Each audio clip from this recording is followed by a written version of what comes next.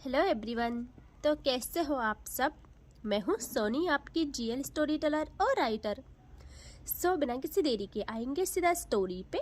आज की एक जुनून का पार्ट 52। पिछले पार्ट से सीधे आगे चलते हैं। ओके, हमें दिखाते हैं सौम्या को, जो तुरंत बेड से उठ गई थी, लेकिन रिधि उसे घूर रही थी। और अगेन रिधि का फोन रिंग होता है और दोनों की नजर जाती है साथ में फोन पे। और वो कॉल तनु की ही थी। और रिधि और सौम्या एक दूसरे को देखते हैं और दोनों एक साथ झपकते हैं फोन लेने के लिए। और सौम्या वो ना जीत जाती है, वो एकदम उसका फोन अपने हाथ में ले लेती है। रिधि कहती है, देखो अब जरा तमीज से रहो, मेरा दिमाग खराब हुआ ना, मैं तुम्हें बताऊं फिर। सौम्या कहती है, ऐसे कैसे बताएगी, रुक इसको तो मैं बताती हूँ। क्यों इतना कॉल किए जा रही है। यह जैसे सौम्या कॉल उठाती है, कॉल स्पीकर पे रखती है और रिधि को इशारे करती है कि बात करो। रिधि भी कहती है कि हेलो तनु। यह तनु कहती है, रिधि क्या हो गया, कितना परेशान हूँ मैं, वो कहाँ ले गई तुम्हें, कैसी हो, कुछ बता तो दिया कर यार। रिधि, क्यों मेरे सब्र का इम्तिहान लेती हो, सच में किसी दिन मार डालूंगी मैं उसे। यह सौम्या जो घूरती है रिधि को। रिधि जल्दी से कहती है, छोड़ो ना तनु, मैं ठीक हूँ, कुछ कुछ नहीं हुआ मुझे, तुम ठीक हो ना, घर चले गए। तनु कहती, हाँ मैं चली गई। और सुनो, तुमसे कुछ बात करनी है। रिधि कहती, हाँ बोलो। तो तनु कहती है, एक इनविटेशन देना था तुम्हें। रिधि कहती है, किस चीज़ का। तनु कहती है, कल होली है और जितने भी हमारे कॉलेज का ग्रुप था सबने एक डेस्टिनेशन चूज की है, वहाँ सेलिब्रेशन करेंगे, मज़े करेंगे। इतने सालों बाद सबने एक इस खुशी के मौके पे एक दूसरे से मिलने का डिसाइड किया है। सो प्लीज आ जाना, मैं इंतजार करूंगी तुम्हारा। और हाँ, एक बात याद रखना, उससे मत लाना साथ में। यहाँ सौम्या एकदम उसका फोन काट लेती है और कहती है, इससे क्या लगता है मैं उस बकवास से गैदरिंग में जाऊंगी, वो भी उन सब नमूनों से मिलने जो कॉलेज टाइम पे सिर्फ अपने बाप के पैसों पे उड़ते थे। मुझे उन बकवास लोगों से मिलने का कोई शौक नहीं है। और इससे तो ना क्या ही बोलूँ मैं। और तुम भी नहीं जाओगी। रिधि कहती, ये क्या बात है, देखो प्लीज मुझे जाना है। सौम्या कहती है, नो नो तो नो, कहा ना नहीं जाना। एक चीज चूज कर लो, हॉस्पिटल या फिर ये बकवास चीजें। वैसे भी मैं बेवकूफ हूँ, तुम्हें कैद किया है मैंने और तुम्हारे ही नखरे उठा रही हूँ। रिधि सौम्या का कॉलर पकड़ती है और कहती, देखो बहुत हुआ, सच बता रही हूँ, तुम जंगली सबसे बात करना भी पसंद नहीं करते हो, पता नहीं खुद को क्या समझते हो, लेकिन मैं सभ्य समाज में रहने वाली हूँ। सो 1 महीने से बहुत सह लिया मैंने तुम्हारा ड्रामा, और देखा नहीं आज खुद ही पापा के घर से भी लौट आई थी। सच्ची में भागूंगी नहीं यार, क्या समझते हो तुम। यहाँ सौम्या उसकी जॉ पकड़ती है और कहते, भाग तो तुम सकती भी नहीं, लेकिन इजाज़त फिर भी ना दूँ मैं तुम्हें। और वो एकदम रिधि के होठों को भर लेती है और कुछ स्टार्ट करती। यहाँ एकदम उसका डोर नॉक होता है और सौम्या की आंखें लाल हो जाती है, उसे बहुत गुस्सा आता है। वो थोड़ा ब्रेक करके कहती है, कौन, लगता है तुम्हें अपनी जान प्यारी नहीं है, इतनी हिम्मत तुम्हारी मेरे रूम तक आने की। यहाँ एक सर्वेंट डरते हुए कहती है, मैम सॉरी, मुझे आना पड़ा क्योंकि आपने कहा था उनकी हर बात माननी है। मिस सिया आई है, आपका पोस्ट ही है। और सौम्या जैसे सिया का नाम सुनती है, वो एकदम रिधि की जॉ छोड़ के बेड से उठ जाती है। और रिधि शॉक्ड कि सिया यहाँ, मतलब उसे कुछ समझ नहीं आता। और सौम्या जल्दी से मिरर के सामने आके कहती है, उन्हें रिस्पेक्टफुली बिठाओ, मैं बस आ रही हूँ। और वो खुद के कपड़े सही करती है मिरर के सामने और वहाँ से जाने को होती है कि रिधि कहती है, सिया यहाँ क्या कर रही है। सौम्या देखती है रिधि को और कहती है, जो तुम्हारी तनु तुम्हारे यहाँ आके करती थी। और वो वहाँ से बाहर चली जाती है, बट अब वो डोर लॉक नहीं करती। रिधि के अंदर अजीब आग लग जाती है, वो नहीं रोक पाती खुद को। और सौम्या नीचे हॉल में आती है जहाँ सिया बैठी थी, ना हाथों में कार्ड लिए, मासूमियत से भरी आंखें। और वह सौम्या की आहट पहचान जाती है, इतना प्यार था यार उसे। वो एकदम देखती है सौम्या को और सौम्या जल्दी से उसके पास आके बैठ जाती है और कहती, अरे वाह, इस कुटिया के भाग खुल गए, आज सिया जी स्वयं आई है। सिया बस देखती रहती है सौम्या को। सौम्या कहती, क्या हुआ पगलू, बच्चा क्या हुआ? यहाँ सिया एकदम सौम्या को हक करती है और सौम्या कहती है कि क्या हुआ तुम्हें? सिया कहती है अब जाके मुझे लग रहा है आप वही हो, वरना कल और उस दिन मैंने सोचा आपको हमेशा के लिए मैंने खो दिया है। यह सौम्या सिया को पैम्पर करने लगती है और उससे भी सिया की नजर जाती है सीढ़ियों पे। भाई जहाँ से रिधि लाइक अ क्वीन सीढ़ियों से उतर रही थी, आंखों में ऐसी शार्पनेस की क्या बोलूं। और सिया रिधि को देख के पूरी तरह शॉक्ड हो जाती है। वो कहती रिधि यहाँ? और सौम्या जल्दी से सिया को हक से रिलीज करती है और दोनों देखते हैं रिधि को। दोनों देखते हैं रिधि को। रिधि भाई इतने एटीट्यूड में नीचे उतरती है ना और बिल्कुल इन दोनों के सामने सोफे में बैठ जाती है, टिक के पैर क्रॉस पोजीशन में सेट करके। और सिया तो कुछ समझती नहीं और वो कहती हाय रिधि कैसी हो, मतलब इतने सालों बाद मिल रहे हैं हम। और आप यहाँ रिधि कहती है हाय सिया कैसी हो, और मैं यहाँ वहाँ जहाँ। इसका आंसर इससे पूछो, शायद बता दे अगर हिम्मत रखती है तो।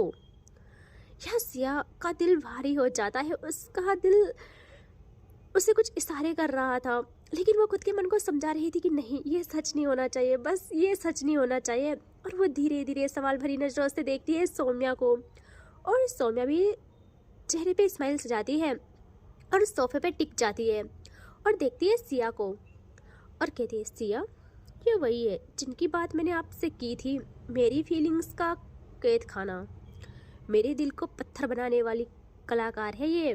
बखूबी आता है इनको मेरे दिल को पत्थर बनाना और देखो कामयाब हो गई इस चीज़ में। यहाँ जैसे सिया सुनती है ना उसकी आंखें बंद हो जाती है, दिल भर आता है, दिल मानो धड़कना ही भूल गया हो।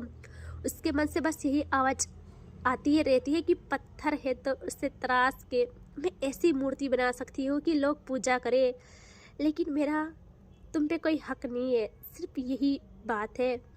और वो खामोश हो जाती है। दूसरे ही पल खुद को संभाल के शांत करती है और देखती है सौम्या को और कहती है आपने मुझे इस काबिल भी नहीं समझा कि मुझे कुछ बता दे। यहाँ सौम्या एकदम सिया का फेस हाथों में लेती है और कहती है सिया खुद को ऐसा मत बोलो प्लीज कि मैं उस काबिल नहीं हूँ। आप क्यों खुद को कुछ बोल रहे हो? मैं नहीं हूँ उस काबिल, आपकी दोस्ती के काबिल। और ऐसा कुछ भी नहीं था, कुछ शुरू होने से पहले ही सब खत्म हो चुका था। मुकद्दर ने शायद ये चीज़ें मंजूर नहीं की, वरना उस दिन में कामयाब होती अपने इस रिश्ते को आगे बढ़ाने में तो सबसे पहले आपको बताती। अब सिर्फ हम दोनों एक दूसरे को बर्बाद करने पे तुले हैं। देखते हैं जीत किसकी होती है, इनकी या हमारी। यहाँ सिया कहती मतलब? सौम्या कहती कुछ नहीं।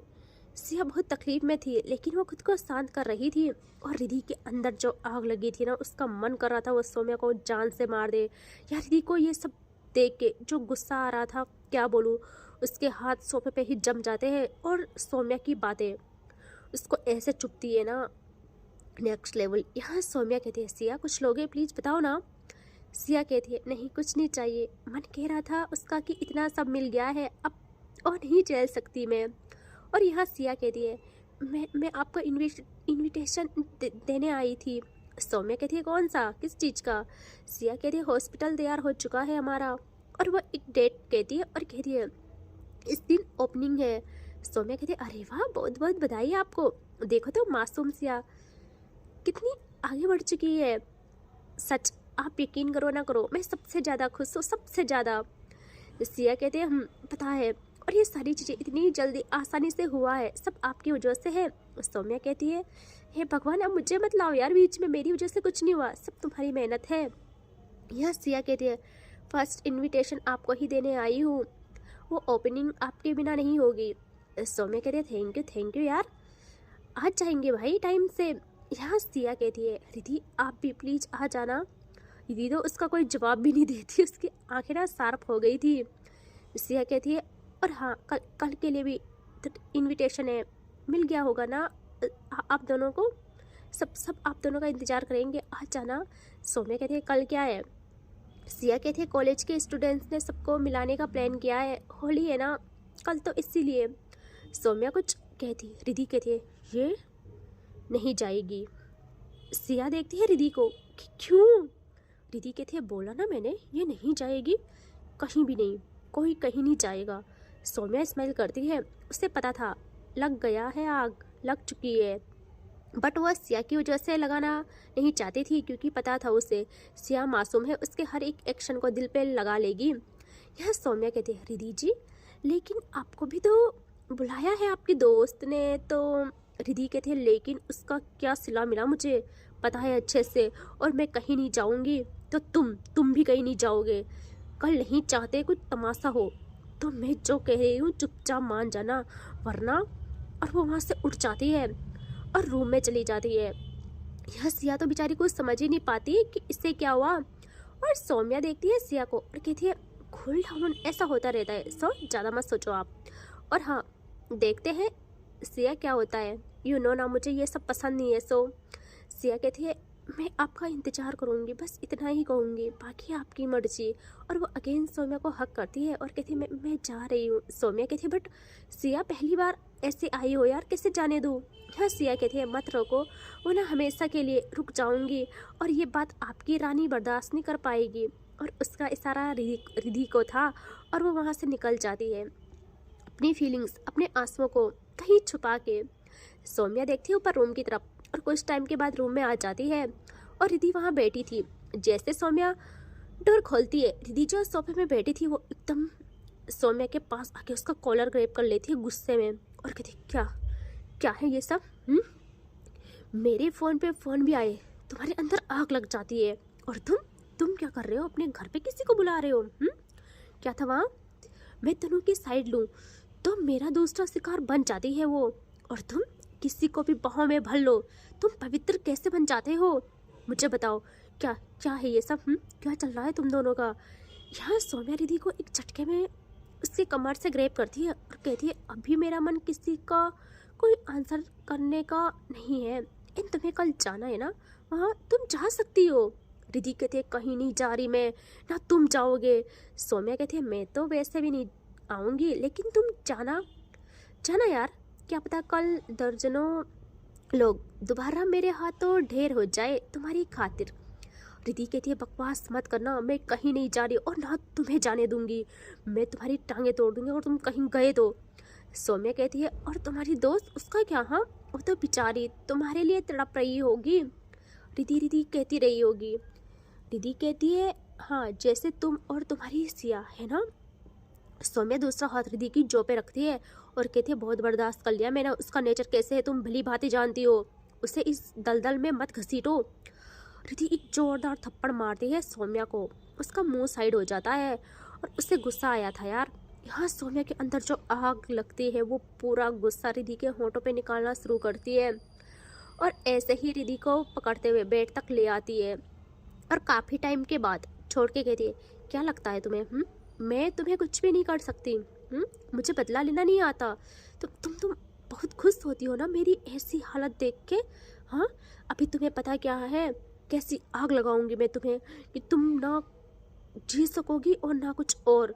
रिधि कुछ कहती ही नहीं, चुप रहती है और फिर कहती है मैं कल जाऊंगी वहाँ, तुम्हें आना है नहीं आना है तुम्हारी मर्जी, मैं तो जाऊंगी।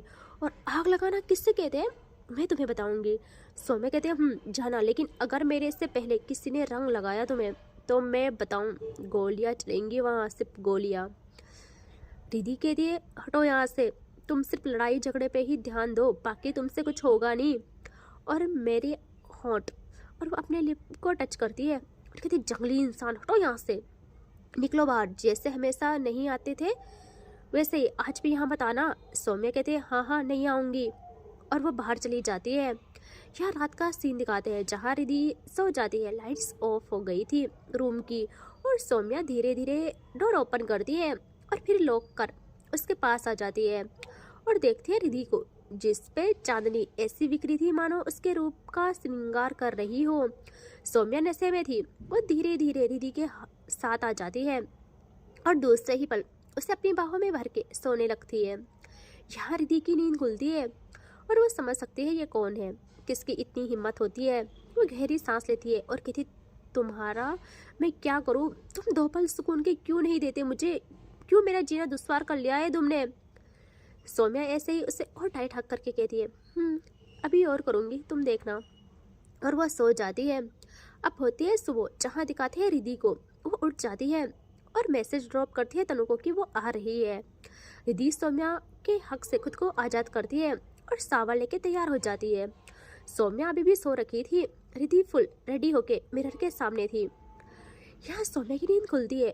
जैसे रिधि को देखती है एकदम उठ के कहती कि क्या क्या हो रहा है ये, तुम तैयार क्यों हो रही हो। रिधि कहती है मैं जा रही हूँ। सौम्या कहती है कहाँ, किसकी इजाज़त से। रिधि परेशान होकर मुड़ती है सौम्या की तरफ और कहती तुम पैदाइशी ऐसे थे या खानदान में किसी पे गए हो। कसम से अपनी बातों से पल भर में पलट जाते हो। मैं जा रही हूँ, कल बात हुई थी हमारी होली खेलने, तुमको आना है तो आना वरना रहो यहीं।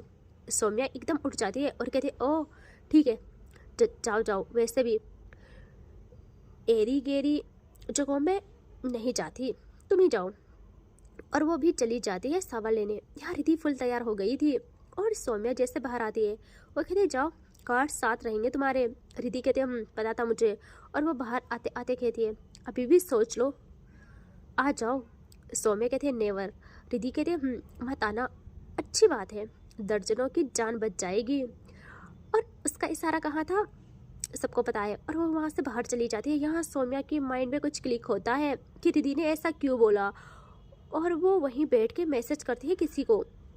रिधि जैसे अकेले बाहर निकलती है, हाय सुकून की सांस लेती है। उसके लिए गार्ड डोर ओपन करता है और वो बैठ जाती है। और जैसे ये लोग निकलते हैं, रिधि कुछ भी आगे गई थी, वो एकदम नोटिस करती है उसके पीछे लगभग 10 गार्ड्स की कार थी। रिधि का दिमाग खराब हो जाता है। वो जल्दी से सौम्या को कॉल करती है और कहती है ये क्या है, होली खेलने जा रही हूँ, जंग में नहीं। यहाँ सौम्या कहती है क्या पता जंग हो जाए वहाँ। और वो कॉल काट देती है और दिखाते हैं वहाँ जहाँ सब आ गए थे। वहाँ ऐसा अच्छा माहौल था ना, फुल होली खेलने का यार, तनु और बाकी सब। लेकिन सिया अभी नहीं आई थी ना सौम्या। सबकी नज़र गेट पे थी, सबको क्वीन का इंतजार था। हमेशा की तरह सबकी जुबान पे सिर्फ एक ही नाम था रिधि का, कि यार पूरे 5 साल बाद कैसी कयामत हो गई होगी। वो सब देखना चाहते थे उस औरे को कि 5 साल में क्या क्या बदल गया। लेकिन क्वीन का वही गुरूर, वही दहशत आज भी कायम था जो ताउम्र रहेगा। तभी पूरी जगह एक ही बात चलने लगती है, ओ भाई वो देखो वो कौन है। वहाँ थी रिधि यार। वो ना जैसे ना रिधि की एंट्री होती है, उसके पीछे गार्ड्स की कतार, भाई सब सहम जाते हैं। मतलब वक्त के साथ साथ रिधि की खूबसूरती और उसके उस गुरूर में बढ़ोतरी हुई थी। मतलब अभी खेलना स्टार्ट किया था किसी ने, सबके सब अपनी जगह जम जाते हैं। वहाँ रिधि के आने से जान आ गई थी। रिधि की गाड़ी जैसे रुकती है, एक गार्ड जल्दी से उतर के उसके लिए डोर ओपन करता है और रिधि उतरती है बाहर। यहाँ तनु रिधि के पास आती है। जैसे वो ना रिधि को देखती ना, उसके चेहरे पर अलग जैसा नूर आ जाता है। एकदम से वो रिधि को ना जोरों से हक कर लेती है और ऐसे कहती पागल कितना वेट कराया तूने, थैंक यू सो मच सुकून देने के लिए मुझे, वरना मुझे लगता आज मेरा कोई भी यहाँ नहीं है। यार रिधि कहती थैंक यू टू यार, तुझे नहीं पता मैं भी सुकून लेने के लिए यहाँ आई हूँ। और ये लोग बात ही कर रहे थे कि तभी इनके ऊपर भाई जो पानी गिरता है ना, गिरने वाला था। रिधि को समझती, रिधि को गार्ड्स घेर लेते हैं और तनु बेचारी पूरी पानी में भीग जाती है। और रिधि स्माइल करती है तनु को देख के और तनु का हाल देख के हंसने लगती है। और तनु कहती है अबे तुम हंस रही हो, और ये किसने किया, तुम लोगों को मैं नहीं छोड़ूंगी। और तुम लोग, वो गार्ड्स को कहती है होली है हटो यहाँ से। और वो एकदम रिधि की ओर आने लगती है, उसे पकड़ने लगती है। और रिधि अपने कदम पीछे ले जाती है और कहती कि क्या लगता है इतनी आसानी से हाथ आऊंगी, बचपन में क्या क्या शर्त लगाते थे याद है ना। और रिधि भागती है दूसरी तरफ और दोनों उसके पीछे। और जैसे ना इनकी होली स्टार्ट हो गई थी, आप मान लो ये हो गया था। और जो डीजे बजता है और सब इंजॉयमेंट स्टार्ट करते हैं। यह रिधि के पीछे तनु पड़ती है और आगे जाके रिधि एकदम गायब हो जाती है, वो कहीं छुप गई थी। तनु तो शॉक्ड हो जाती है कि कहाँ चली गई रिधि और जोरों से चिल्लाती है और कहती है रिधि तुम्हें लगता है मैं तुम्हें नहीं ढूंढ पाऊंगी? तुम याद रखना, मैं अब इस बारी ऐसे रंगूंगी ना तुम्हें, भाई तुम कभी नहीं भूल पाओगी। और तनु रिधि को ढूंढने लगती है। पूरा क्राउड स्टार्ट हो गया था, एक से बढ़ के एक कार वहाँ रुक रही थी और सारे लोग आ रहे थे। तनु काफी आगे जाके एक मोड़ था, वहाँ वो बस भाग के उसे क्रॉस करती। भाई दिल थाम लीजिए, हाँ वो बस उसे क्रॉस करती है। वो किसी से बहुत तेज टकरा जाती है और तनु घबरा के एकदम उससे उसकी कमर से थाम लेती है। और जैसे थामती है और वो देखती है उस चेहरे की तरफ, तनु फ्रीज, उसकी सांसें रुकने लगती है, उसके हाथ कांप जाते हैं, दिल घबरा जाता है, क्योंकि जो इंसान इस वक्त उसकी बाहों में थी वो कोई और नहीं, उसका मुकद्दर था, जो सिर्फ उसकी सांसों के साथ चलता था, उसे हासिल नहीं हुआ था, जिसके लिए वो पूरे 5 साल तड़पी। और आज आज उसे रत्ती भर यकीन नहीं था कि वो उसे 5 सालों में इस कदर मिलेगी, इस कदर उसका मुकद्दर उससे टकराएगा। हाँ, वो थी सिया। सिया की नज़र भी जैसे तनु पे पड़ती है, वो एकदम डर जाती है और दोनों कुछ एक्शन लेते। दोनों की नज़र जाती है साइड में, वहाँ गेट्स पे एक साथ रुकती है 5 जीप्स। इतना धुआं और गरज की सारा क्राउड उसके सामने शांत हो जाता है और सबसे आगे रुकती है एक जीप और उसमें से उतरता है हमारा शेर।